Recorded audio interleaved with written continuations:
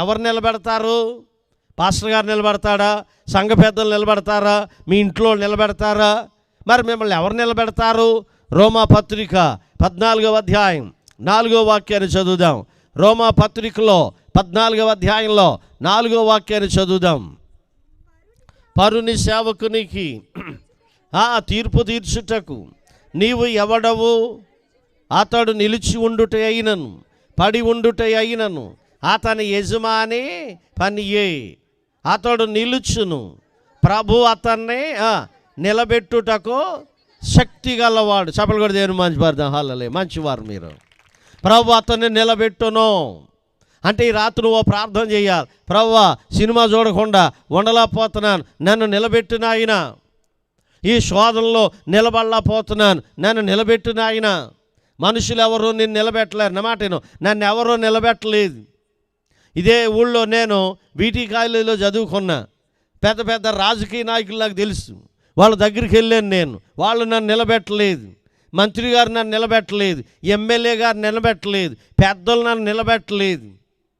ఏమంటే రాజమండ్రిలో జమీందారు గారు ఉన్నారు, పెద్ద కోటీశ్వరుడు ఆయన కూడా నన్ను నిలబెట్టలేదు. కానీ నన్ను నిలబెట్టింది ఎవరు చెప్పండి? ప్రభువు అయిన యేసు. ఆయన నన్ను నిలబెట్టాడు. ఈ రాత్రి నిన్ను కూడా నిలబెడతాడు. నేను నిలబెట్టడానికి ఆయన ఎవరో శక్తిమంతు. నాకేంటంటే ఎమ్మెల్యే గారు తెలుసు, నాకేంటంటే ఎంపీ గారు తెలుసు, నాకేంటి జమీందారు తెలుసు అంటావు. వీళ్ళు ఎవ్వరూ నేను నిలబెట్టరు. నన్ను అడుగు, నేను చెప్తా. ఏమంటే వీళ్ళు ఎవ్వరూ నేను నిలబెట్టరు. యేసయ్య చెప్పండి, నిన్ను నిలబెట్టడానికి ఆయన ఎవరట? శక్తిమంతుడు. ఈ రాత్రి నువ్వు ప్రార్థన చేసుకో. ఏలియాను నిలబెట్టినవాడా, అబ్రహామును నిలబెట్టినవాడా, నా పితరులు నిలబెట్టినవాడా, నన్ను కూడా ఏం చేయాలా? నిలబెట్టు అని ప్రార్థన చేయి. నన్ను కూడా నిలబెట్టిన ఆయన, నువ్వు శక్తిమంతుడు అయ్యా, నువ్వు బలవంతుడు అయ్యా, నువ్వు సత్యమైన దేవుడు అయ్యా. నా కుటుంబాన్ని నిలబెట్టిన ఆయన. బంధువులు వదిలేశారు, రక్త సంబంధులు వదిలేశారు, స్నేహితులు వదిలేశారు. పడిపోయే పరిస్థితిలో, చెడిపోయే పరిస్థితిలో ఉన్నానయ్యా, నన్ను నిలబెట్టు ప్రభు అని ప్రార్థన చేయి. మరి ఎవరు నిలబెడతారు? యెహెజ్కేలు గ్రంథంలో 2వ అధ్యాయంలో 1వ వాక్యాన్ని చదువుదాం. యెహెజ్కేలు గ్రంథంలో 2వ అధ్యాయం 1వ వాక్యాన్ని చదువుదాం. యెహెజ్కేలు గ్రంథం ఎంతసేపు చదివితే కాలం ముందుకు వెళ్ళిపోద్ది. నరపుత్రుడా, ఏ పుత్రుడో? నరపుత్రుడా, నువ్వు చక్కగా నిలబడు. దేవుడు ఏమంటున్నాడమ్మా? మీరు చెప్పండి, మా సిస్టర్స్ మీరు చెప్పండి. నరపుత్రుడా, నువ్వు ఎలా ఉండాలా? చక్కగా నిలబడు. ఇదిగో మాట చెప్పనా, నువ్వు అనుకున్నంత ఈజీ కాదు నిలబడ్డం.